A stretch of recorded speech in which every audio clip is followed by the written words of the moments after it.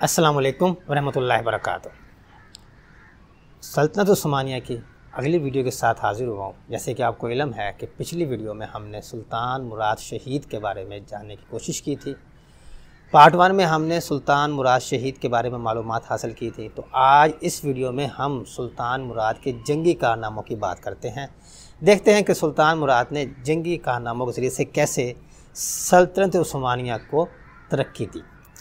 तो इसके लिए सबसे पहले हम अपनी बात शुरू करते हैं सुल्तान मुराद की शहादत की। तो इसके बारे में मोहम्मद अल-सलाबी अपनी किताब में यूँ लिखते हैं कि कोसोवो की जंग में कामयाबी के बाद सुल्तान मुराद जंग के मैदान में विजिट करते हैं। इसी असना में मुखालफ फ़ौज का एक सिपाही जो मुर्दों में पड़ा होता है उठकर सुल्तान मुराद की तरफ बढ़ने लगता है तो मुहाफ़िज़ उसे पकड़ लेते हैं। उसका ताल्लुक़ सर्बिया से होता है तो मुहाफ़िज़ उसे पकड़ लेते हैं, लेकिन उस टाइम कहता है कि मैं सुल्तान के हाथों मुसलमान होना चाहता हूँ।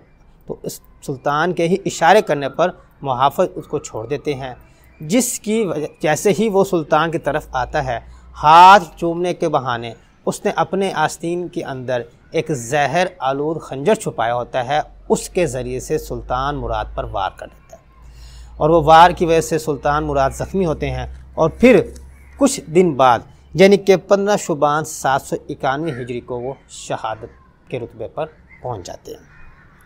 अब बाद मकाम पर उस शहीद करने वाले का नाम मैलोश कोबलीवेच बताया जाता है। ये थी शहादत उस्मान मुराद अव्वल का वाक़या।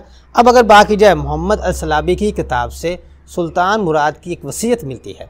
जब उनको ज़ख्मी किया गया उसके बाद वो वसीयत करते हैं अपनी औलाद से। तो वो वसीयत कुछ इस तरह लिखी हुई है कि मेरे पास सिर्फ इतना वक्त है कि अल्लाह का शुक्र अदा करूँ। बेशक वही गैब की बातों को जानने वाला है और इस फ़कीर की दुआ कबूल करने वाला है। मैं गवाही देता हूँ कि अल्लाह ताला के सिवा कोई हकीकी माबूद नहीं है। शुक्र और हम्द व सना का मुस्तहिक सिर्फ़ और सिर्फ अल्लाह ही है। मेरा ख्याल है मेरा आखिरी वक्त आ पहुँचा है। मैं इस्लामी लश्कर की कामयाबी अपनी आँखों से देख चुका हूँ। मेरे बेटे बेआज़त की अताअत करना, कैदियों को अजियत ना देना और इन्हें बरहना ना करना। मैं तुम्हें अलविदा कहता हूँ और अपने अजीम फ़ातिह लश्कर को अल्लाह की रहमत के सपुर्द करता हूँ। वही हमारी सल्तनत को हर तरह की बुराई से महफूज फरमाएगा। ये थी सुल्तान मुराद शहीद की आखिरी वसीयत। अब बात करते हैं सुल्तान मुराद के जंगी कारनामों की। तो उससे पहले आपको यहाँ बताता चलूँ कि सल्तनत उस्मानिया सुल्तान मुराद के तख्त नशीन होने से पहले, यानी कि जब वो तख्त नशीन हुए उस वक्त एशियाई कोचक का शुमाली मगरबी हिस्सा और यूरोप में जम्प, गैलीपोली और थ्रेस के कुछ मकबूजात शामिल थे, जहाँ पर सलमान पाशा ऑलरेडी वहाँ पर पहले ही कुछ अरबी और तुर्क मुसलमानों की नौ आबादती कायम कर चुके थे। अब उसके बाद कहते हैं कि उस वक्त जो रकबा था वो तकरीबन 20,000 मुरब्बा मील के करीब था। अब सुल्तान मुराद जो अपने 30 साल अरसे के दौरान इस रकबे में तकरीबन बताया जाता है कि 5 गुना ज़्यादा इजाफा करता है और ये सारा के सारा इजाफा यूरोप की तरफ ही होता है।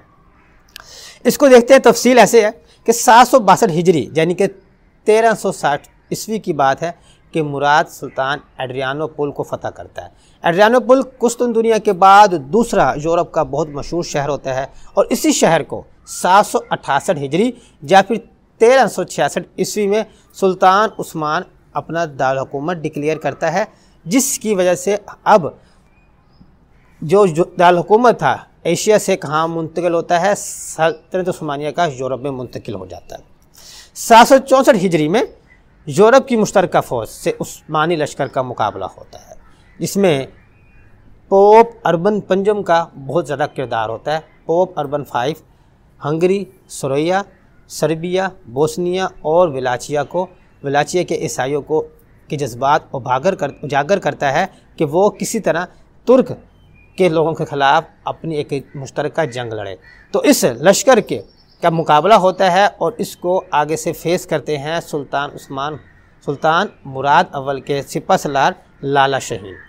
अब लाला शाहीन इसको इसलिए यहाँ पर सरकर्दगी कर होते हैं क्योंकि सुल्तान मुराद खुद एक जगह पर वहाँ पर करमानिया में एक बगावत को कुचलने में मसरूफ़ होता है। अब इस जंग में शिकस्त होती है ईसाइयों को और फतह हासिल होती है तुर्कों को, जिसकी वजह से थ्रेस का सारा इलाका सल्तनत उस्मानिया में शामिल हो जाता है। अब जंग मार्टिज़ा के बाद सुल्तान मुराद और शहनशाह कुस्तुनतनिया के दरमियान एक मुआहदा होता है और कुस्तुनतनिया का शहनशाह खुद को सुल्तान मुराद के बागजार होना कबूल करता है।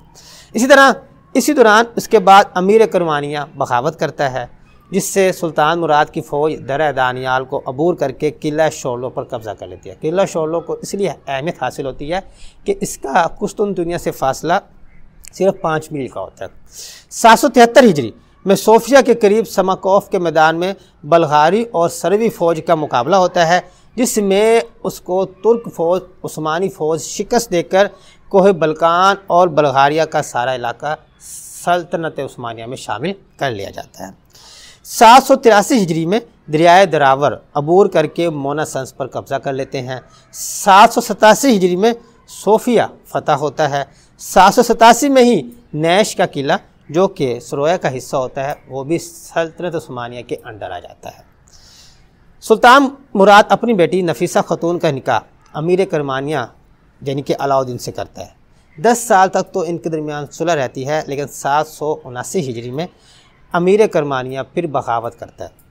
कोनिया में सुल्तान की फ़ौज उसको शिकस्त देती है और बाद में फिर उसको माफ़ी तलाफ़ी देकर इसी को ही वो रियासत बख्शी जाती है। इस जंग में ही ब्याज़द को जल्दरम का लक़ब मिलता है। जल्दरम मतलब तेज़ी होता है, क्योंकि जल्दरम इसलिए लक़ब दिया जाता है क्योंकि सुल्तान ये शहज़ादा ब्याज़द तेज़ी से अपनी फ़ौज को ले जाकर हमलावर होकर इस जंग की कामयाबी में अहम किरदार अदा करता है। इसके बाद जो सबसे अहम जंग होती है कोसोवो में, इसमें सर्बिया, बोस्निया और बल्गारिया की फ़ौजें आपस में मुश्तरका तौर पर मिलकर तुर्क के साथ कोसोवो में मुकाबला करते हैं, जिसमें उनको ही शिकस्त होती है और इसी ही जंग में सुल्तान मुराद शहीद कर दिए जाते हैं। जंग के ख़ात्मे के बाद, जंग की फतह के बाद। ये था सुल्तान मुराद के बारे में थोड़ा सा हमारे पास जंगी मालूमात के बारे में, जो अपने वालिदैन से, जो अपने आबाओ-अजदाद से तकरीबन 5 गुना का ज़्यादा रकबा यूरोप का फतह करता है और अब सल्तनत उस्मानिया एशियाई कोचक से निकलकर यूरोप में काफ़ी हद तक फैल चुकी होती है। आगे आने वाले बादशाह, आगे आने वाले सुल्तान हम बात करेंगे जल्दरम की यानी कि ब्याज़द की, तो इंशाल्लाह उसके लिए अगली वीडियो का इंतज़ार कीजिए। अगर ये वीडियो अच्छी लगे तो चैनल को सब्सक्राइब लाजमी कर दीजिएगा। अल्लाह हाफ़िज़।